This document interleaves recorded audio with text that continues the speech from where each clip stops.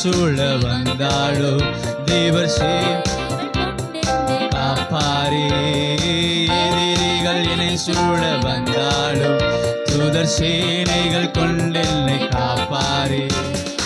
ஆவியினால் யுத்தம் வெல்வேனே, சாத்தானை சமுத்திரம் விழுங்குமே. ஆவியினால் யுத்தம் வெல்வேனே, சாத்தானை சமுத்திரம் விழுங்குமே. அவரே